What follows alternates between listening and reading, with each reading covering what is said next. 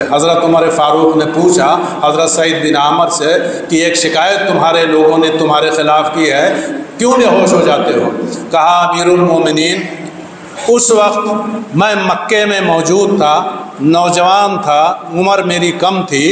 جب میں نے اپنی آنکھوں سے دیکھا کہ مکے والے حضرت خبیب بن عدی کو لے کر کے آئے اور کھجور کے تنے میں باندھ دیا، ٹکٹکی پر باندھ دیا، اور اس کے بعد ان کے جسم کا ایک ایک عضو کاٹنا شروع کر دیا، زندگی میں ان کا مسئلہ کرنا شروع کر دیا۔ حضرت حمزہ رضی اللہ عنہ کا جنگ احد میں مسئلہ کیا گیا تھا، بعض اور صحابہ کا مسئلہ کیا گیا تھا، یعنی ان کی لاشوں کی بے حرمتی کی گئی تھی۔ کئی بار میں اس بات کو بتا چکا ہوں، ان کا سینہ چاک کر کے، ان کا کلیجہ نکال کر کے ہندہ بنت ابو سفیان نے چبانے کی کوشش کی تھی لیکن نگل نہیں پائی۔ لاشوں کا، بعض لاشوں کا مسئلہ کیا گیا تھا، لیکن یہ تو زندہ تھے، زندگی میں ان کا مسئلہ کیا جانے لگا۔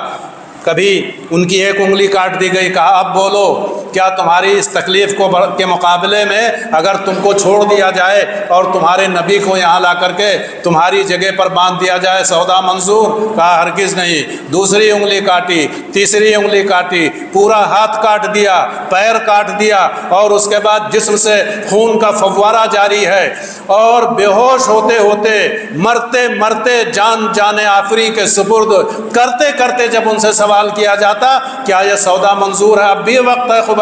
تم کو چھوڑ دیا جائے اور تمہارے نبی کو یہاں لا کر کے باندھ دیا جائے؟ کہا جب تک جان میں جان ہے ہم کو یہ سودا منظور نہیں۔ ہمارے نبی کو ان کے گھر پر رہتے ہوئے اگر ایک کانٹا چبھ جائے اور اس کے بدلے میں ہم کو چھوڑ دیا جائے،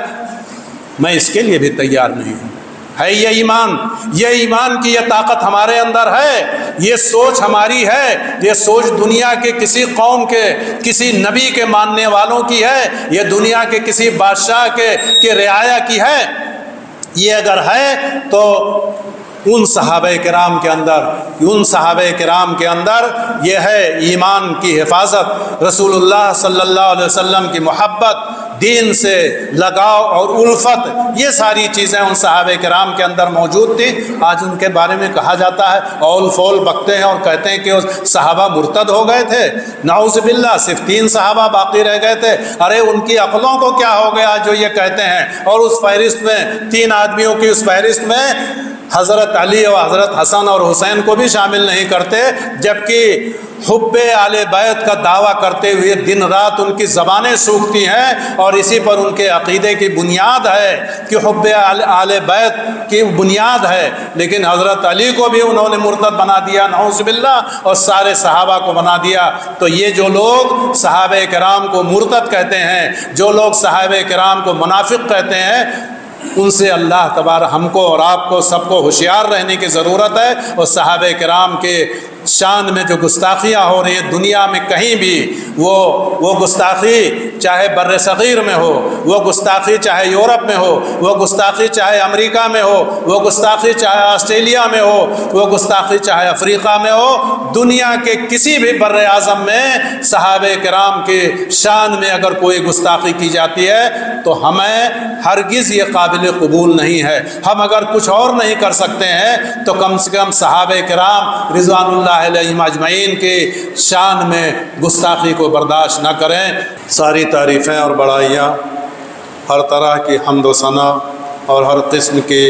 عظمت و کبریائی اس خدائے وحدہ لا شریک لہ کے لیے زیبا اور سزاوار ہے، جس نے ہم کو اور آپ کو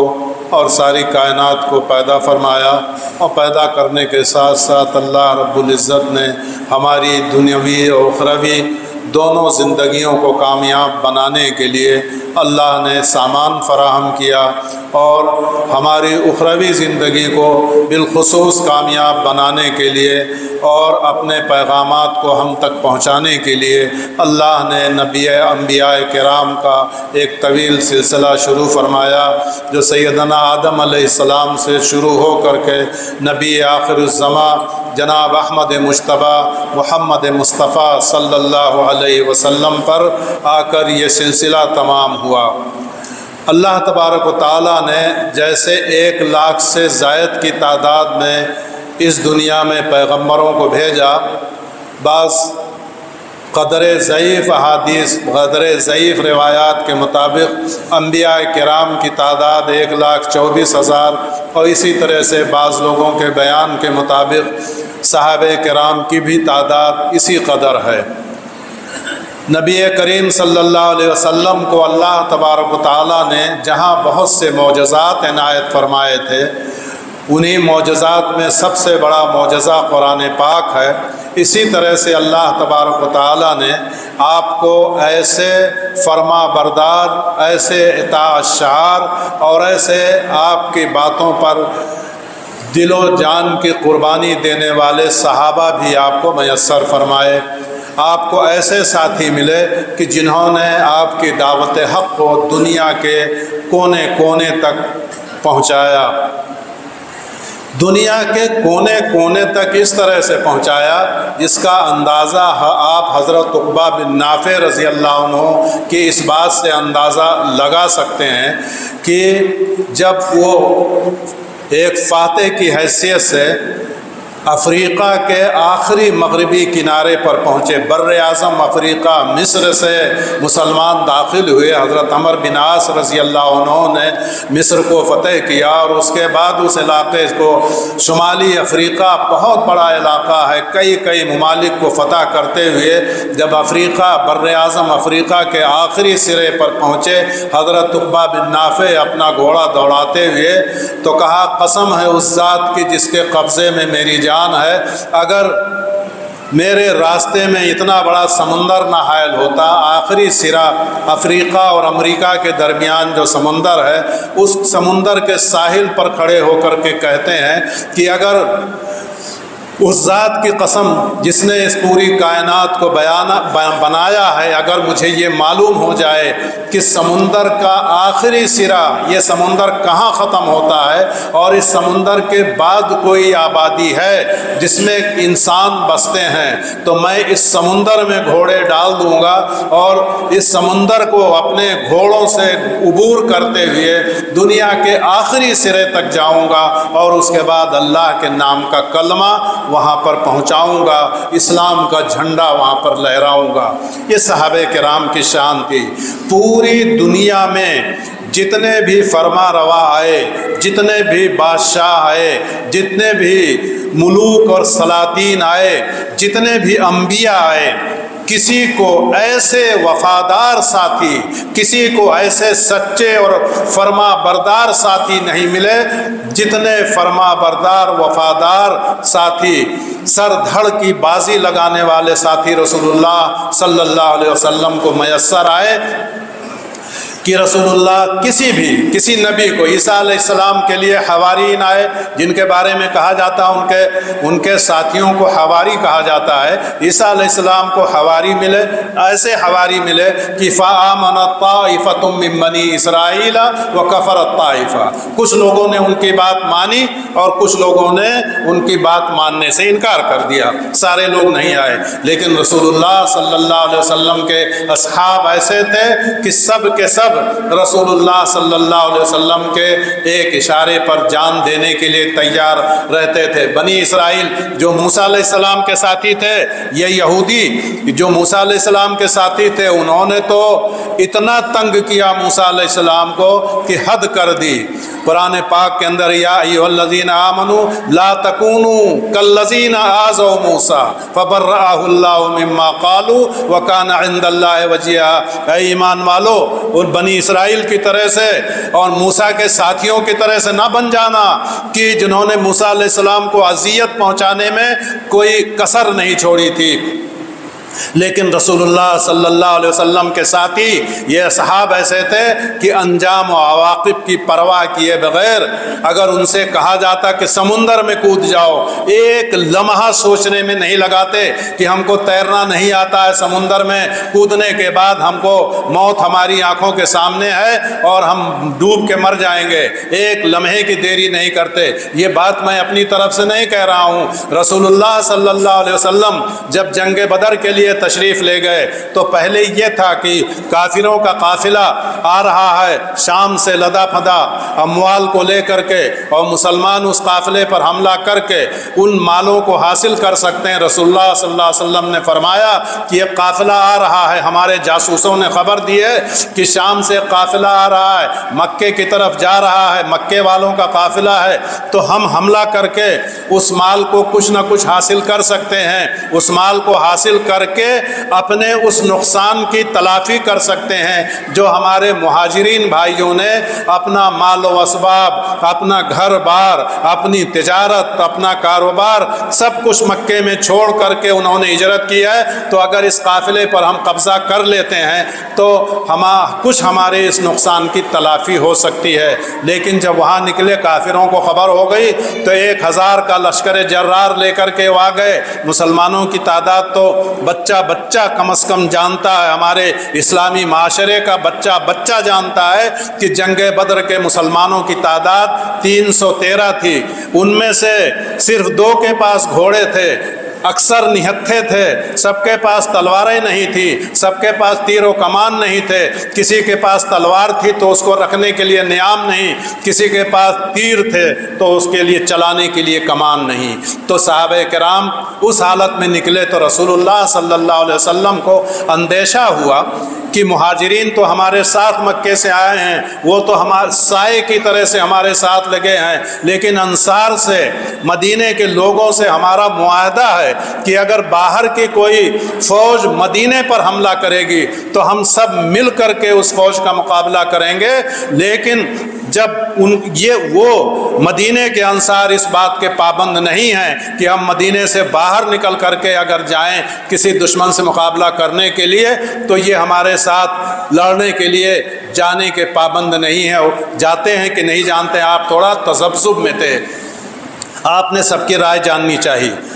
مہاجر صحابہ نے اپنی رائے دی، بڑے جوش و خروش کے ساتھ اپنی رائے دی، اس کو بتانے کا موقع نہیں۔ میں انصار کی بات کرتا ہوں تو رسول اللہ صلی اللہ علیہ وسلم نے کہا لوگوں مجھے مشورہ دو۔ تو انصار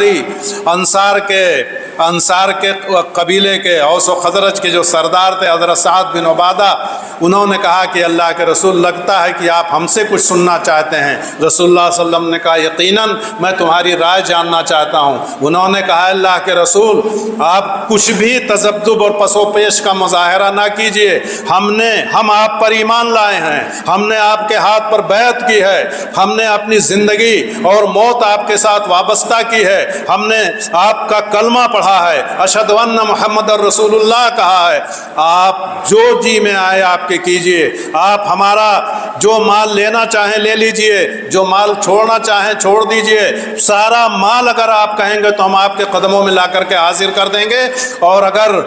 آپ ہم کو لے کر کے سمندر میں کودنا چاہیں گے تو ایک لمحے کی ہم تاخیر نہیں کریں گے، سمندر میں کود جائیں گے آپ کے ایک اشارے پر، اور اگر آپ لے کر کے ہم کو کہیں جانا چاہیں حملہ کرنے کے لیے تو برق الغمات تک اگر آپ جائیں گے تو ہم آپ کے ساتھ کبھی نہیں چھوڑیں گے۔ یہ انصار صحابہ کا بیان تھا۔ تو سمندر میں کودنے والی بات یا سمندر میں گھوڑے دوڑانے والی بات یہ مسلمانوں سے جو منسوب کی جاتی ہے اس میں حقیقت ہے۔ دریائے دجلہ میں ایرانیوں کے پائے تخت مدائن کو فتح کرتے ہوئے حضرت سعد بن ابی وقاص اور ان کے ساتھیوں نے، جن میں بڑی تعداد صحابہ کرام کی تھی، دریائے دجلہ کا پل توڑ دیا۔ جب جنگ قادسیہ ہوئی اور مسلمانوں کو فتح ہوئی، ایرانیوں کو اندیشہ ہوا کہ مسلمان پل پر سے دریائے دجلہ کو پار کر کے آئیں گے اور ایرانیوں کے پائیتخت مدائن پر قبضہ کر لیں گے، تو دریائے دجلہ پر 2 پل بڑے بنے ہوئے تھے، انہوں نے دونوں پلوں کو توڑ دیا اور ان کی فوج دوسری طرف کھڑے ہو کر کے قہقہے لگا رہی تھی کہ اب مسلمان کیسے آئیں گے، دریائے دجلہ بیچ میں ٹھاٹھیں مار رہا ہے، مسلمان اس کو پار کر کے کیسے آ کر کے مدائن پہ اپنا جھنڈا گاڑیں گے، ایرانیوں کے پائیتخت کو، کسریٰ کے پائیتخت پر کیسے اپنے فتح کا جھنڈا گاڑیں گے۔ مسلمان آئے، دیکھا راستہ مسدود ہے، پل ٹوٹے ہوئے ہیں، راستہ جانے کا کچھ نہیں۔ حضرت سعد ابن ابی وقاص نے کہا کہ اللہ کا نام لے کر کے سمندر میں گھوڑے ڈال دو، دریائے دجلہ میں گھوڑے ڈال دو۔ انہوں نے دریائے دجلہ میں گھوڑے ڈال دیے۔ سارے ایرانی حیرت زدہ ہو کر کے، خوف زدہ ہو کر کے، دہشت زدہ ہو کر کے بھاگنے لگے، ان کے صفوں میں بھگدڑ مچ گئی، اور انہوں نے کہا، فارسی زبان بولتے تھے، انہوں نے کہا دیواں آمدند، دیواں آمدند، یہ تو انسان نہیں ہے، یہ تو دیو ہیں، ان کا مقابلہ ہم نہیں کر سکتے ہیں۔ اس طرح سے وہ بھاگے اور مدائن فتح ہوا۔ مسلمانوں نے کب ان سے کہا گیا پہاڑ پہ کمندے لگاؤ، اس کے لیے تیار۔ طارق ابن زیاد کے بارے میں آپ کو معلوم ہے، کشتیاں جلا کر کے انہوں نے جا کر اسپین کو فتح کیا تھا، لیکن بات ہو رہی ہے صحابہ کرام کی۔ صحابہ کرام نے اپنا اپنے سر سے کفن باندھ کر کے اور اپنی جان کو ہتھیلی پر لے کر کے رسول اللہ صلی اللہ علیہ وسلم نے اپنی زندگی میں بھی اور اس کے بعد جہاں کہا وہ اپنی جان قربان کرنے کے لیے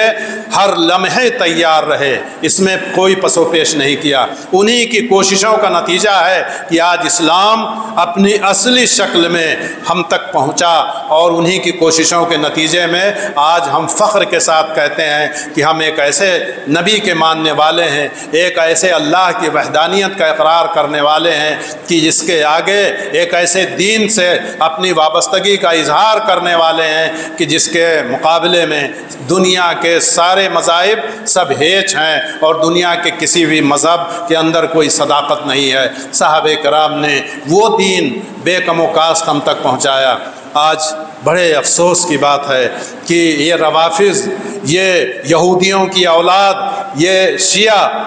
ان صحابہ کرام کی شان میں گستاخی کرتے ہیں، ان کو مرتد بتاتے ہیں، نعوذ باللہ کافر بتاتے ہیں۔ بڑے بڑے اجلہ صحابہ رسول اللہ صلی اللہ علیہ وسلم کے زمانے میں جن کا مقام و مرتبہ تھا، ان کو کافر بتاتے ہیں، ان کو مرتد بتاتے ہیں۔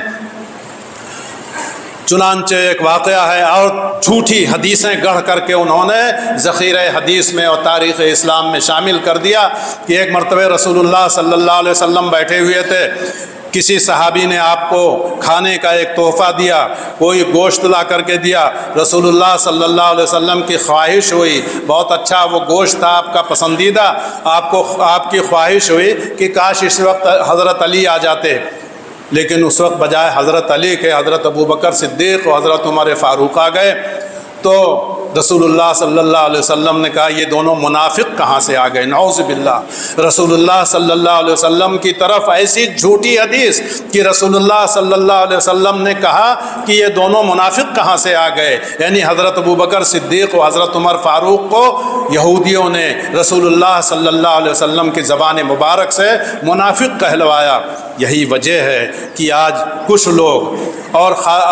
اہل سنت والجماعت کی صفوں میں سے نکل کر کے آتے ہیں اور کہتے ہیں صحابہ منافق تھے۔ اگر حضرت ابوبکر اور حضرت عمر نعوذ باللہ منافق ہو گئے تو بچا کون؟ اور کوئی نہیں بچا۔ میں آپ کو بتاتا ہوں کہ ان روافض کا کہنا یہ ہے کہ رسول اللہ صلی اللہ علیہ وسلم کی وفات کے بعد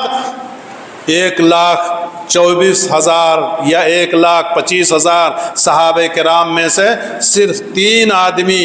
ایمان پر باقی رہ گئے تھے، باقی سب مرتد ہو گئے تھے، نعوذ باللہ۔ یعنی حضرت ابوبکر بھی مرتد، نعوذ باللہ، حضرت عمر بھی مرتد، حضرت عثمان بھی مرتد،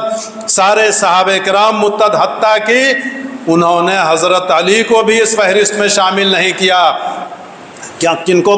انہوں نے اس فہرست میں رکھا کہ جن کا جو اپنے ایمان پر باقی تھے؟ حضرت ابو ذر غفاری، حضرت سلمان فارسی اور حضرت مقداد بن اسود، یہ 3 صحابی باقی رہ گئے تھے ایمان پر، باقی سب مرتد ہو گئے تھے۔ انہوں نے حضرت علی اور حسنین کو، حضرت حسن اور حضرت حسین کو بھی اس فہرست میں شامل نہیں کیا کہ جن کے نام پر روٹیاں سیکتے ہیں اور حب اہل بیت کے نام پر وہ روٹیاں سیکتے ہیں، یہ ان کے عقیدے کا حصہ ہے کہ سارے صحابہ کرام نعوذ باللہ مرتد ہو گئے تھے یا منافق تھے، صرف 3 آدمی صحیح ایمان پر باقی تھے، اور اس میں خلفائے راشدین 4 نکل گئے اور سارے بڑے بڑے اجلہ صحابہ اس فہرست سے خارج ہو گئے، صرف 3 آدمی مسلمان رہ گئے۔ تو یہ تو اگر ایسا ہوا تو سب سے بڑا الزام خود رسول اکرم صلی اللہ علیہ وسلم پر، رسول عربی صلی اللہ علیہ وسلم کے اوپر یہ الزام ہے، جیسا کہ ائمہ نے کہا ہے، جیسا کہ شیخ الاسلام امام ابن تیمیہ رحمہ اللہ نے کہا ہے کہ اگر ایسا ہے تب تو رسول اللہ صلی اللہ اللہ علیہ وسلم کی دعوت نعوذ باللہ پوری طرح سے ناکام تھی کہ آپ کے درمیان آپ کے مسجد نبی میں نماز پڑھنے والے لوگ، آپ کے ساتھ اٹھنے بیٹھنے والے لوگ، آپ کے ساتھ جنگ کرنے والے لوگ منافق تھے، اور آپ پہچان نہیں پائے کسی کو، کسی کے نفاق کو سمجھ نہیں پائے، نعوذ باللہ۔ تو اس طرح سے یہودیوں کی اولاد یہ روافظ ہیں، یعنی عبداللہ ابن سبا سے ان کا تعلق ہے جو یہودی تھا، اور ان کی ہاں میں ہاں ملانے والے کئی اہل سنت والجماعت کے لوگ شامل ہو گئے ہیں جو صحابہ کرام کی شان میں گستاخی کرتے ہیں۔ وہ صحابہ کون تھے جن کا جینا و مرنا، جن کی زندگی اور موت اسی دین اسلام کے لیے تھی، جن کا جینا و مرنا اعلاء کلمت اللہ کے لیے تھا، اسلام کا جھنڈا بلند رہے اس کے لیے جان رہے یا جائے، رسول اللہ صلی اللہ علیہ وسلم کی شان پر کوئی حرف نہ آئے، رسول اللہ صلی اللہ علیہ وسلم کے مرتبے اور مقام میں کوئی کمی نہ آئے، ہماری جان رہے یا جائے اس کی ہمیں کوئی پرواہ نہیں۔ تمام واقعات ہیں، بھرے پڑے ہیں، چنانچہ میں صرف 2 واقعہ آپ کو سناتا ہوں، 2 واقعہ آپ سنیے اور اپنے ایمان کو تازہ کیجیے۔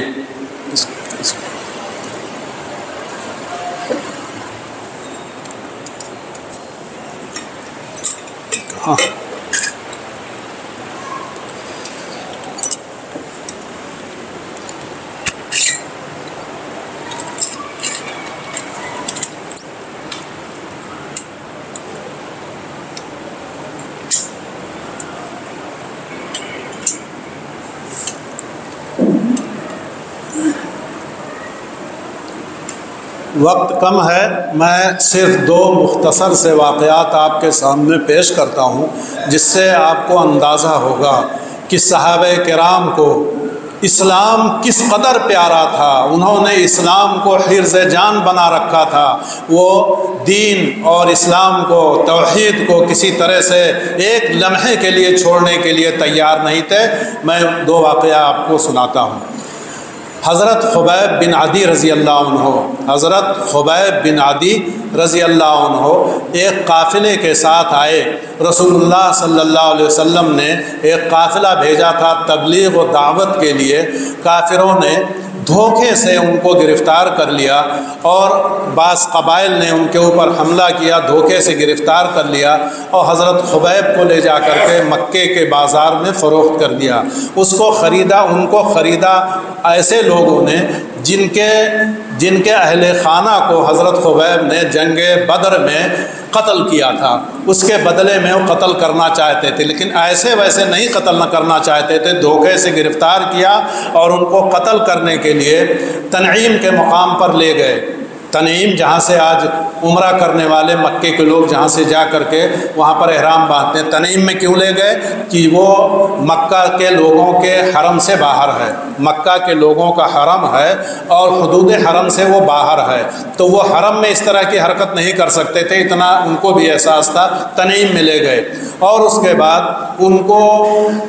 ایک کھمبے سے، ایک ستون سے باندھ دیا یا کھجور کے تنے سے باندھ دیا اور اس کے پاس ان کے جسم کا ایک ایک ٹکڑا ان کی زندگی میں کاٹتے جاتے تھے اور کہتے جاتے تھے، خبیب کیا تم کو یہ پسند ہے کہ اس عذاب سے، اس اذیت سے، اس تکلیف سے تم نجات پا جاؤ، اور تمہیں اس کے بدلے میں تمہارے نبی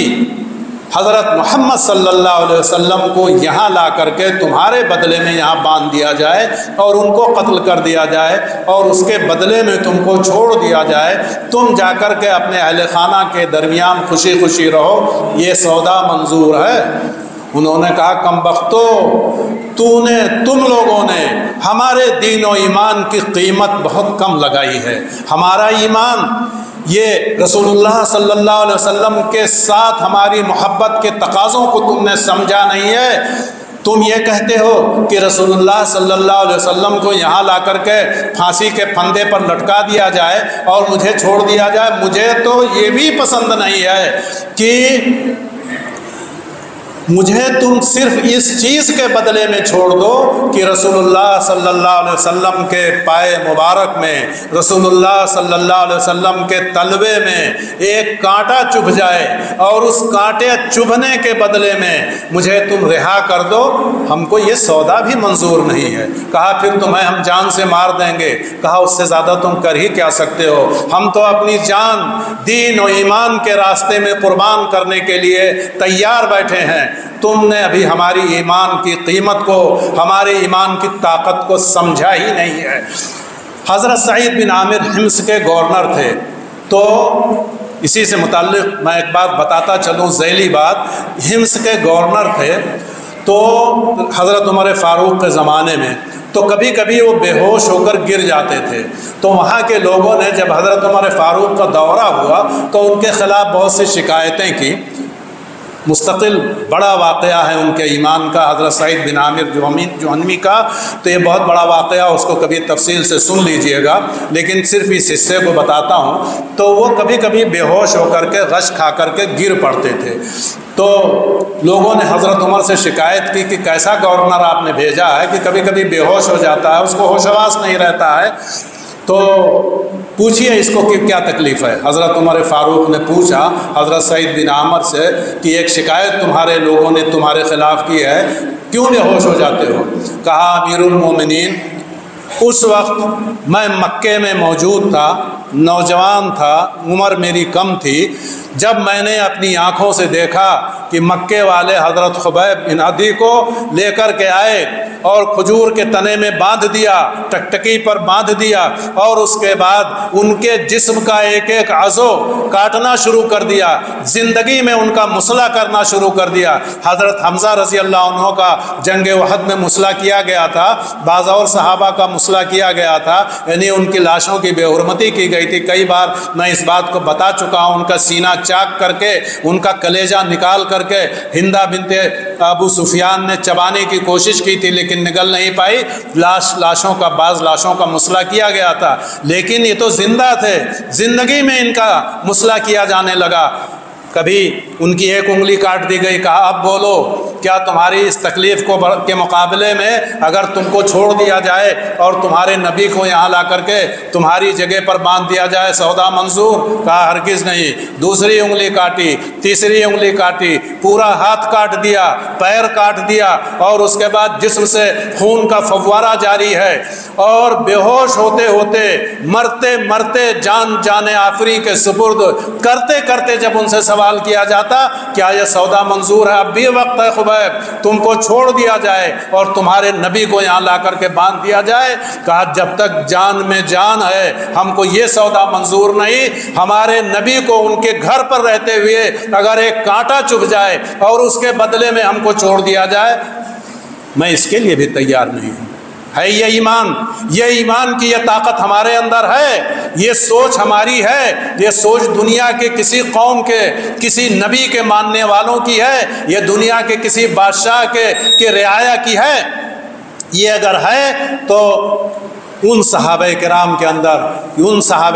کے اندر یہ ہے ایمان کی حفاظت، رسول اللہ صلی اللہ علیہ وسلم کی محبت، دین سے لگاؤ اور الفت، یہ ساری چیزیں ان صحابہ کرام کے اندر موجود تھی۔ آج ان کے بارے میں کہا جاتا ہے، اول فول بکتے ہیں اور کہتے ہیں کہ صحابہ مرتد ہو گئے تھے، نعوذ باللہ صرف 3 صحابہ باقی رہ گئے تھے۔ ارے ان کی عقلوں کو کیا ہو گیا جو یہ کہتے ہیں؟ اور اس فہرست میں 3 آدمیوں کی اس فہرست میں حضرت علی اور حضرت حسن اور حسین کو بھی شامل نہیں کرتے، جبکہ حب آل بیت کا دعویٰ کرتے ہوئے دن رات ان کی زبانیں سوکھتی ہیں، اور اسی پر ان کے عقیدے کی بنیاد ہے کہ حب آل بیت کی بنیاد ہے، لیکن حضرت علی کو بھی انہوں نے مرتد بنا دیا نعوذ باللہ، اور سارے صحابہ کو بنا دیا۔ تو یہ جو لوگ صحابہ کرام کو مرتد کہتے ہیں، جو لوگ صحابہ کرام کو منافق کہتے ہیں، ان سے اللہ تبارک ہم کو اور آپ کو سب کو ہوشیار رہنے کی ضرورت ہے، اور صحابہ کرام کے شان میں جو گستاخیاں ہو رہی ہیں دنیا میں کہیں بھی، وہ گستاخی چاہے بر صغیر میں ہو، وہ گستاخی چاہے یورپ میں ہو، وہ گستاخی چاہے امریکہ میں ہو، وہ گستاخی چاہے آسٹریلیا میں ہو، وہ گستاخی چاہے افریقہ میں ہو، دنیا کے کسی بھی بر اعظم میں صحابہ کرام کے شان میں اگر کوئی گستاخی کی جاتی ہے تو ہمیں ہرگز یہ قابل قبول نہیں ہے۔ ہم اگر کچھ اور نہیں کر سکتے ہیں تو کم سے کم صحابہ کرام رضوان اللہ علیہم اجمعین کے شان میں گستاخی کو برداشت نہ کریں۔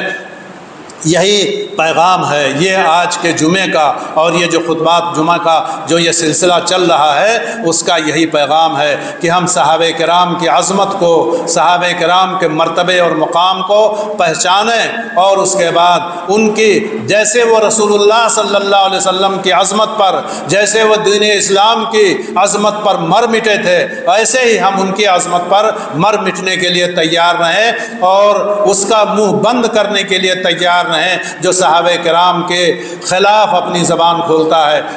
بے شمار واقعات ہیں ایمان کو تازہ کرنے والے۔ ایک واقعہ میں نے سنایا، وقت ختم ہو گیا ہے اس لیے اس کو اگلے کسی جمعے کے لیے اٹھا رکھتا ہوں۔ وہ اور اس طرح کے اور بھی بہت سے واقعات، ایمان افروز واقعات، ایمان میں کو جلا بخشنے والے واقعات، ایمان کو تازہ کرنے والے واقعات، اگر ہم صحابہ کرام رضوان اللہ علیہم اجمعین کی سیرتوں کا مطالعہ کریں تو بے شمار ایسے واقعات پائیں گے، ان کی بہادری اور شجاعت کے واقعات، ان کے ایمان کے لیے سب کچھ قربان کرنے کے واقعات، رسول اللہ صلی اللہ علیہ وسلم کی محبت میں اپنے سر کٹانے کے واقعات، اور اس کے بعد ایمان کا، اسلام کا جھنڈا بلند رکھنے کے لیے اپنا سب کچھ لٹانے والے واقعات بے شمار ہیں، ہزاروں کی تعداد میں ہیں۔ بلکہ میں بلا مبالغہ یہ کہہ سکتا ہوں کہ اگر اس منبر سے پورے سال صحابہ کرام کی عظمت کے واقعات بیان ہو تو سال کے 52 ہفتے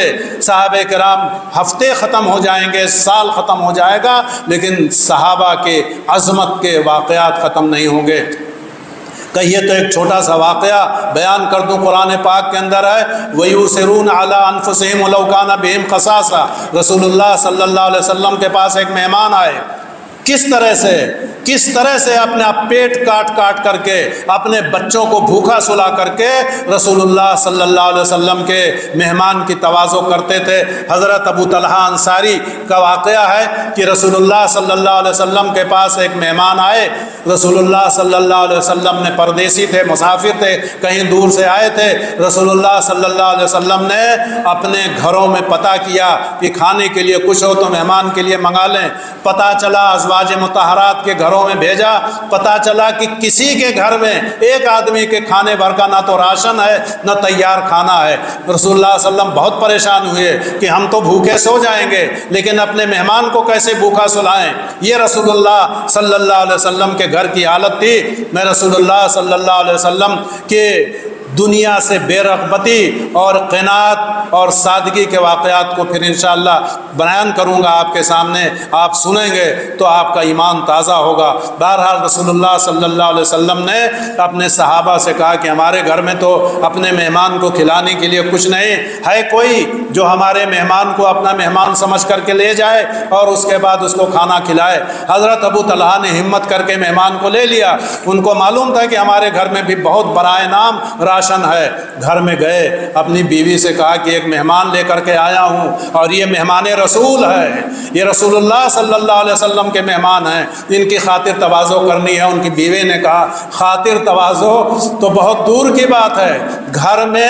تھوڑا سا کھانا ہے جو ہمارے بچوں کے کھانے کے لیے بمشکل کافی ہوگا، ہم دونوں تو ویسے ہی آج بھوکے رہتے، اپنے بچوں کو کھلا دیتے۔ تو انہوں نے کہا حضرت ابو طلحہ نے کہ اب تو میں لے آیا ہوں، ہم دونوں بھوکے رہ سکتے ہیں، بچوں کو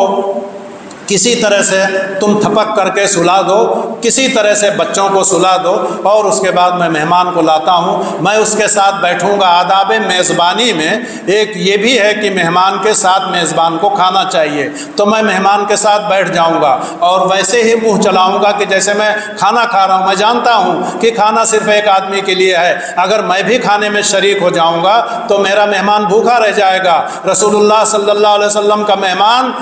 آدھے پیٹ رہ جائے گا تو میں بیٹھوں گا تو لیکن کھاؤں گا نہیں، تم چراغ درست کرنے کے بہانے سے اٹھنا اور چراغ بجھا دینا، اندھیرا ہو جائے گا، مہمان نہیں سمجھ پائے گا کہ میں کھا رہا ہوں کہ نہیں کھا رہا ہوں۔ رسول اللہ صلی اللہ علیہ وسلم مہمان نے شکم سیر ہو کر کھا لیا، رسول اللہ صلی اللہ علیہ وسلم کی خدمت میں صبح حاضر ہوئے، اللہ تبارک و تعالیٰ کو 7 آسمان کے اوپر سے ان کا یہ ایثار، آپ ایثار کا لفظ بہت سنتے ہیں، ایثار اس کو کہتے ہیں، آپ کا گھر بھرا ہوا ہے، آپ نے کسی فقیر کو کھانا کھلا دیا، یہ ایثار نہیں ہے۔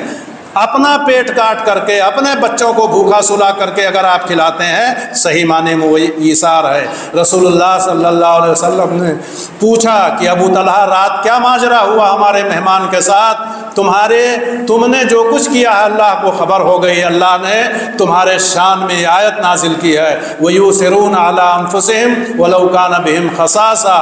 اگرچہ ان کو غربت و پسماندگی اور فقر و فاقہ گھیرے ہوئے ہے، پھر بھی اپنے اوپر دوسروں کو ترجیح دیتے ہیں اور دوسروں کی میزبانی کرتے ہیں۔ اللہ کو تمہارے اس بات کی خبر ہو گئی اور اللہ نے تمہارے شان میں قرآن پاک کی آیت نازل کی ہے۔ بے شمار واقعات ہیں ایثار کے، قربانی کے، اسلام سے محبت کے، شجاعت کے، بہادری کے۔ کوئی بھی تاریخ کا کوئی بھی ورق الٹ دیجئے، صحابہ کرام، سیرت کا کوئی بھی صفحہ الٹ دیجئے، صحابہ کرام کے تعریف، مدح و تحسین اور صحابہ کرام کی عظمت اور ان کی منقبت سے تاریخ کے صفحات بھرے ہوئے ہیں۔ اللہ تبارک و تعالیٰ سے دعا ہے کہ ہمیں اور آپ کو انہی صحابہ کرام کے نقش قدم پر اللہ چلنے کی توفیق عطا فرمائے۔ جیسا کہ میں نے اعلان کیا تھا کہ یہ سلسلہ چلے گا، اگر ہمارے بعد جو خطبہ آئیں گے وہ اگر چاہیں گے تو اسی موضوع کو اپنائیں گے، نہیں تو میں انشاءاللہ پھر اگلے کسی جمعے کو آؤں گا تو اس موضوع میں مزید کچھ باتیں کروں گا جو آپ کے لیے، آپ کے ایمان کی تازگی کے لیے انشاءاللہ بہتر ثابت ہوں گے۔ وآخر دعوانا ان الحمدللہ رب العالمین۔ بارک اللہ لنا ولکم فی القرآن العظیم ونفعنی وإیاکم بالآیات والذکر الحکیم، انہ تعالی جواد کریم ملک بر رؤوف الرحیم۔ مشرب مہر و وفا ہے مسلک اہل حدیث، جادہ